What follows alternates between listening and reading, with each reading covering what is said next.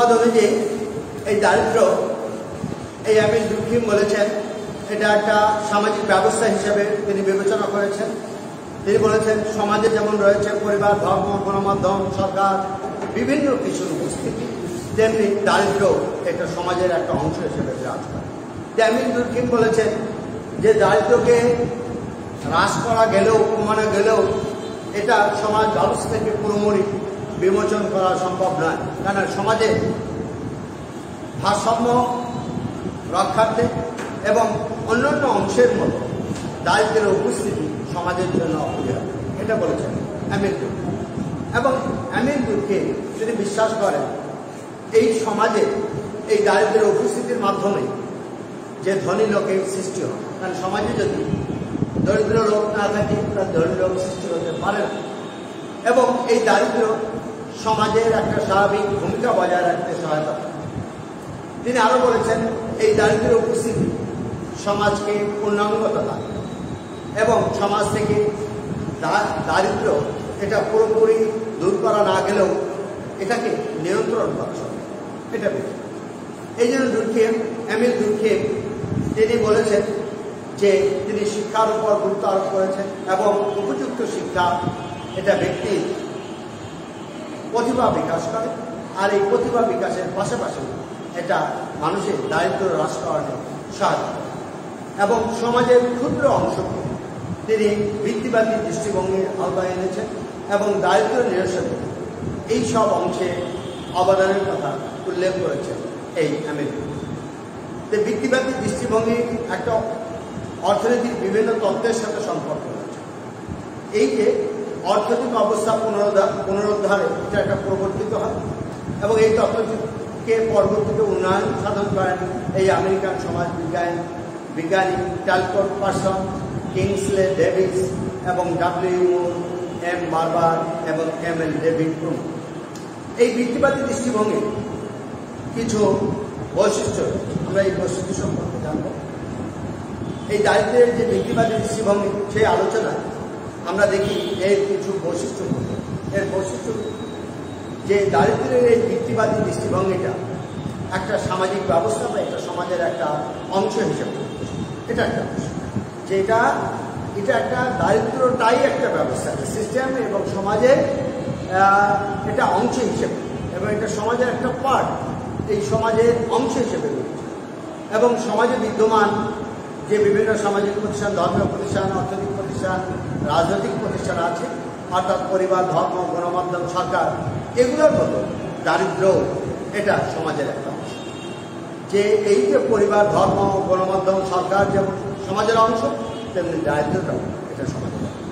এবং এই তত্ত্বে আর একটা বৈশিষ্ট্য হলো যে এই দারিদ্রকে এটা যেহেতু সমাজেরই একটা অংশ এবং সমাজ জীবনকে পূর্ণাঙ্গতা আনতে, সমাজ জীবনকে বহমান রাখতে এটার প্রয়োজন রয়েছে, বিজ্ঞানী বলছে। এবং এই গোষ্ঠী একে সমাজ জীবন থেকে এই দারিদ্রকে পুরোপুরি দূর করা যায় না, তবে তাকে নিয়ন্ত্রণ করা যায় বিভিন্ন অবস্থায়। আমরা কার্ল মার্ক্সের তত্ত্বে যেমন দেখেছি যে আদিম সাম্যবাদ, দাসত্ব সমাজ, সামন্ততন্ত্র, পুঁজিবাদ, অর্থাৎ বিভিন্ন স্তরে দারিদ্র যেভাবে বিকশিত হয়েছে। আদিম সাম্যবাদ সমাজে যেরকম কোনো দারিদ্র ছিল না, কিন্তু তারপরের থেকে দাসত্ব সমাজ, সামন্ততন্ত্র, পুঁজিবাদ, এভাবে সভ্যতার ক্রমবিকাশের সাথে দারিদ্র তার রূপ অবস্থান সেটা পরিবর্তন করবে। যে এখন যে এটা সমাজ থেকে পুরোপুরি দূর করা যাবে না, তবে এটাকে নিয়ন্ত্রণ করা যাবে। এবং এর আরেকটা বৈশিষ্ট্য যে সমাজ জীবনের ভারসাম্য রক্ষার্থে এই দারিদ্রের উপস্থিতি একটা অত্যাবশ্যক। অর্থাৎ সমাজ জীবনে যদি ভারসাম্যতা রক্ষা করতে হয় তাহলে দারিদ্র থাকতে হবে। আর এই দারিদ্রের উপস্থিতির কারণেই আমরা দেখি যে সমাজে ধনী লোকের সৃষ্টি হয়, পুঁজিপতির সৃষ্টি হয়, মালিক শ্রেণীর সৃষ্টি হয়, ধনী লোকের সৃষ্টি হয়। এবং দারিদ্র হ্রাস করার জন্য বিজ্ঞানী যে সবচেয়ে গুরুত্ব দিয়েছেন শিক্ষার মাধ্যমে মানুষের প্রতিভা বিকশিত হয়। আর এই শিক্ষার মাধ্যমে মানুষ এই তার প্রতিভার মাধ্যমে কীভাবে দারিদ্র দূর করা যায় সেটা ব্যবস্থা নিতে পারে। এবং দারিদ্রে তিনি আরেকটি কথা বলছেন, দারিদ্রের উপস্থিতি সমাজ জীবনে না থাকে তাহলে সেই সমাজ পূর্ণাঙ্গ রূপ পায় না, অর্থাৎ সমাজ জীবনের পূর্ণাঙ্গতা আসে না। এবং সমাজের ক্ষুদ্র ক্ষুদ্র অংশ নিয়ে এভাবে বৃত্তিবাদী দৃষ্টিভঙ্গি এবং দারিদ্রের এই তত্ত্বটি তিনি বলেছেন যে অর্থনৈতিক অবস্থার সাথে এটা সংশ্লিষ্ট। দারিদ্র্যের এই তত্ত্বটা হচ্ছিল যে আমাদের সমাজে অর্থনৈতিক যে অবস্থা তার সাথে এটা রিলেটেড। এবং আরেকটি কথা বলেছেন যে মানুষের আত্মহত্যার পিছনে এই আত্মহত্যার পেছনে সমাজের অতি দারিদ্র এটা, এবং দারিদ্র দূরীকরণ সমাজের মাইক্রো লেভেল এর আওতাভুক্ত, অর্থাৎ ক্ষুদ্র পর্যায়ের এরা। এই ভিত্তিবাদী দৃষ্টিভঙ্গির কিছু কার্যক্রম রয়েছে। এই যে ভিত্তিবাদী দৃষ্টিভঙ্গি, এই ভিত্তিবাদী তত্ত্বে আমরা দারিদ্র্যের কতিপয় কার্যক্রম বা বিষয়ের কথা বলা হয়েছে। এগুলো হলো এরকম যে দরিদ্র যারা, এই দরিদ্র ব্যক্তিরা পুরাতন কাপড়, নষ্ট খাবার, পুরনো জিনিস এরা ক্রয় করে থাকে, এবং তাদের মধ্যে অদক্ষ এবং প্রশিক্ষণবিহীন লোক বেশি থাকে। এবং দরিদ্র ব্যক্তিরা সাধারণত অপরিষ্কার, মর্যাদাহীন এবং বিপজ্জনক কাজ করে, এবং তারা সাংস্কৃতিক কর্মকাণ্ড প্রদর্শন করে। এবং এই দরিদ্ররা তারা রাজনৈতিক দিক থেকে একটা ক্ষুদ্র অংশ, অর্থাৎ রাজনৈতিকভাবে তাদের কোনো অধিকার বা তাদের ক্ষমতা থাকে না, এবং প্রায়ই তারা রাজনৈতিক ব্যক্তিদের দ্বারা এরা ব্যবহৃত হয়।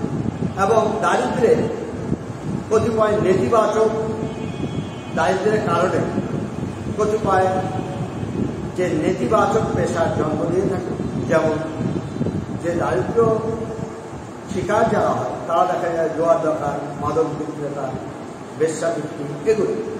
তো এই দারিদ্র্যের কতিপয় যে নেতিবাচক পেশার জন্ম, এটা দারিদ্র্যের কারণে হয়ে যায়। এবং সমাজের উন্নয়নের পথে আমরা দেখি এই দারিদ্র চরম বাধার সৃষ্টি করে, এবং সমাজের প্রগতির পিছনে এরা বাধা সৃষ্টি করে। এবং এই দরিদ্র ব্যক্তিরা আমরা দেখি সমাজে টিকে থাকতে সহায়তা করে। এই দরিদ্র ব্যক্তিরা, এই দরিদ্ররা সমাজকে টিকে রাখতে সহায়তা করে, যেমন তারা বিভিন্ন মানব সেবামূলক কর্মকাণ্ড, মূলধন গঠন, মীমাংসা, এইসব কাজকর্মের সাথে। এবং এই দরিদ্ররা তারা সমাজের যারা প্রভাবশালী, এই প্রভাবশালীদের কর্তৃত্ব স্থাপন, প্রভাবশালী লোকজন যারা তাদের কর্তৃত্ব স্থাপন করে সে কাজে তারা সহায়তা। এবং সম্পদশালীরা যারা, তারা এই দরিদ্রদের গঠনমূলক কাজে অংশগ্রহণের জন্য প্রভাব বিস্তার, এবং তারা শিক্ষার সুযোগ সুবিধা কম গ্রহণ করে বিধায় তাদের মধ্যে চাকরির সুযোগও কম থাকে। এবং দরিদ্ররা আমরা দেখি যে আবেগীয় সন্তুষ্টি, সমবেদনা জ্ঞাপন, বঞ্চনা, এগুলা চরমভাবে। যে এমিল ডুর্কিম এই তার ব্যক্তিবাদী দৃষ্টিভঙ্গিতে এই দারিদ্র্যের এই যে সেবা এবং সম্ভাবনার কথা বলেছেন, দরিদ্ররা যেমন অধিক পরিশ্রমী হন এবং পরিশ্রমমূলক কাজে তারা সহায়ক ভূমিকা পালন করতে হয়, তাদের কাজে অবহেলার জন্য শাস্তি দেওয়া হয়। আবার অল্প দামের খাদ্য সরবরাহে তারা সন্তুষ্ট থাকে। তাদের জন্য বরাদ্দ কিছু সরকারি অর্থ এনজিও বা সেবামূলক সংস্থার মাধ্যমে বিতরণ করা হয়, এবং এই দরিদ্রদের জন্য চাকরির ব্যবস্থা করা যায়। এবং এমিল ডুর্কিম তাই দায়িত্ব সম্পর্কে এভাবেই আলোচনা করছেন, এবং এটি হ্রাস করার কথা নিয়ন্ত্রণ করা। এই দারিদ্র্যের এই নীতিবাদী দৃষ্টিভঙ্গিকে আমরা দেখি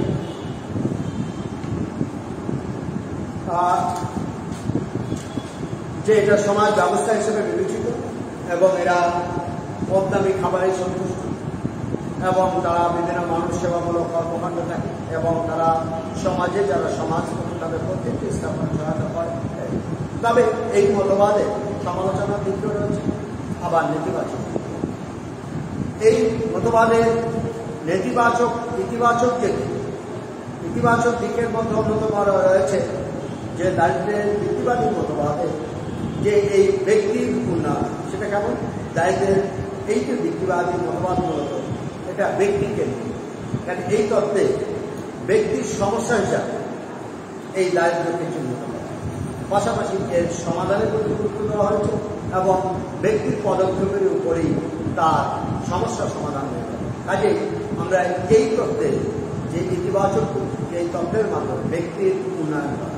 2 নম্বর, এই তত্ত্বে ব্যক্তিবাদী মতবাদে এই এমিল ডুর্কিম শিক্ষার প্রাধান্য, তিনি শিক্ষাকে গুরুত্ব দিয়েছেন, এবং বলা হয়েছে যে শিক্ষার মাধ্যমে দারিদ্র দূর করা সম্ভব এবং দারিদ্রের পিছনের কারণগুলো একমাত্র শিক্ষার মাধ্যমে দূর করা সম্ভব এবং শিক্ষা বলতে তিনি সেক্ষেত্রে বুঝিয়েছেন সামাজিক অর্থনৈতিক কারিগরি গণিতের সকল শিক্ষাকে তিনি অতএব এই মতবাদে আমরা দেখি যে বৃত্তিবাদী মতবাদে শিক্ষার গুরুত্ব দেওয়া হয়েছে বা শিক্ষার করা হয়েছে। 3 নম্বর এই মতবাদের ইতিবাচক দিক সেটা হচ্ছে প্রেরণার সৃষ্টি করা, অর্থাৎ এই দরিদ্র ব্যক্তিদের মধ্যে উপযুক্ত প্রেরণা সৃষ্টির মাধ্যমে সমাজের অনেক সমস্যার সমাধান করা সম্ভব। কারণ এই তত্ত্বে এই যে মানুষের মধ্যে যে প্রেরণা সৃষ্টির কথা বলা হয়েছে এবং এই তত্ত্বে ইতিবাচক প্রেরণার কথা বলা হয়েছে এবং দরিদ্রের মধ্যে যদি প্রেরণা সৃষ্টি করা যায় তাহলে বিভিন্ন কাজের কথা এখানে বলা হয়েছে। অর্থাৎ দরিদ্রের মধ্যে প্রেরণা সৃষ্টির জন্য তাদের বিভিন্ন কাজের কথা এখানে বলা হয়েছে, সেই কাজগুলো করা করলে তাদের মধ্যে সেই প্রেরণা সৃষ্টি হবে। আরেকটা হচ্ছে যে সামাজিক সংস্থাকে শক্তিশালী করা, অর্থাৎ এমিল দুর্গে এই দায়িত্ব দূর করে বিভিন্ন সমাজ জীবনে যেসব সামাজিক সংস্থা বা সংগঠনগুলো রয়েছে সেগুলোকে শক্তিশালী করার কথা উল্লেখ করেছেন এবং এসব সংস্থার মধ্যে তিনি বলেছেন যে শিক্ষা প্রতিষ্ঠান, অর্থনৈতিক প্রতিষ্ঠান, স্বেচ্ছাসেবী সংস্থা, ধর্মীয় রাজনৈতিক প্রতিষ্ঠান, এইসব সংস্থাকে যদি শক্তিশালী করা যায় তাহলে সমাজ থেকে এই দায়িত্ব দূর করে। আরেকটা হচ্ছে যে মানুষের আদর্শ এবং মূল্যবোধ জাগ্রত করে। এই তত্ত্বে তিনি বলেছেন যে আদর্শ মূল্যবোধের উপর গুরুত্ব দিয়েছেন এমিল দুর্গে এবং এই দুটি বিষয়ের উপস্থিতি আমরা দেখি আদর্শ মূল্যবোধ সমাজ জীবনে দুর্নীতি এবং অপরাধ মুক্ত করে, ফলে সমাজ থেকে দারিদ্র দূর। তাই আদর্শ এবং মূল্যবোধের জাগ্রত হয় এই বৃত্তিবাদী। 6 নম্বর সমাজের ভারসাম্য। এই বৃত্তিবাদী মতবাদে আরেকটু বাঁচার দিক হল যে এই দারিদ্র সমাজের পূর্ণাঙ্গ জানতে এবং দারিদ্র সমাজের ভারসাম্য রক্ষা করার পিছনে সহায়তা করে। এই দারিদ্র অবস্থা এটা সব কিছুতেই ভারসাম্য সৃষ্টি করতে সহায়ক এবং এই অবস্থাটি সমাজের জন্যই কল্যাণ বয়ে আনে এবং সমাজের ভারসাম্য রক্ষা করে। এগুলো হলো বৃত্তিবাদী মতবাদের ইতিবাচক। হ্যাঁ,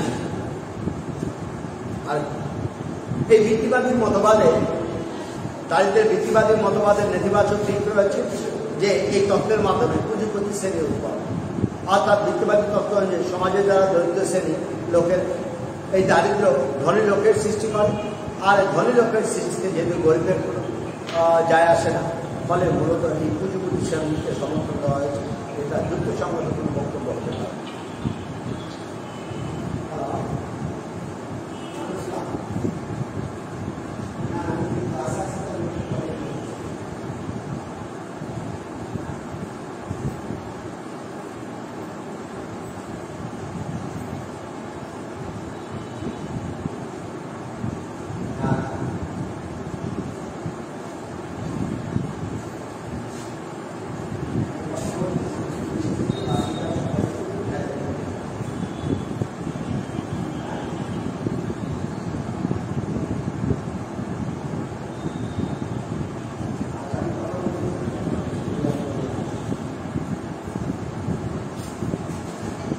এভাবে পুঁজিপতি শ্রেণীর উদ্ভব। আরেকটা হচ্ছে দারিদ্র সমাজের একটা ক্ষুদ্র অংশ, কারণ এই তত্ত্বে দারিদ্রকে সমাজের একটা ক্ষুদ্র অংশ হিসেবে উল্লেখ করা আছে। অর্থাৎ দারিদ্রকে যে সমাজের অন্যান্য বিষয়ের মতোই সার্বিকভাবে দেখা হচ্ছে। সমাজের অন্যান্য যেসব প্রতিষ্ঠান রয়েছে, যে শিক্ষা, ধর্ম, রাজনৈতিক প্রতিষ্ঠান, এগুলো এবং এই ধরনের বক্তব্য দারিদ্র দূরীকরণের পথ প্রদর্শন করতে পারে না এবং এটা পুনর্বাসনের বিষয় অনুপস্থিত। অর্থাৎ এই তত্ত্বে দারিদ্র দূরীকরণের কোনো পুনর্বাসনের যে বিষয়টা, এটা গুরুত্বপূর্ণ বিষয়, কিন্তু এই তত্ত্বে দারিদ্র নিয়ে ব্যাপক আলোচনার পরেও তাদের পুনর্বাসনের ব্যাপারে এমিল দুর্কিম কোনো কথা বলেন, ফলে এটি দারিদ্র দূরীকরণের যখন তত্ত্ব নয় আর দারিদ্রকে এখানে খাটো করে দেখা। অর্থাৎ এই তত্ত্বে দারিদ্র ব্যবস্থাকে ছোট করে দেখা হয়েছে। বলা হয়েছে যে দরিদ্র ব্যক্তিরা তারা পুরাতন কাপড়, নষ্ট খাবার, পুরনো জিনিস ব্যবহার করে, কিন্তু এই ধরনের বক্তব্য নিয়ে গরিবদের খাটো করার কোনো যৌক্তিকতা নেই।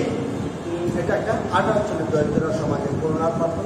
অর্থাৎ দুর্কিম বলেছেন দরিদ্র সমাজের করুণার পাত্র সুরক্ষিত এবং দরিদ্রদেরকে নিম্নবিত্ত বা অনগ্রের পাত্র বলে তাদের সমস্যা সমাধানের পথকে দ্রুত করেছে, ফলে এক্ষেত্রে তাদের সম্মান।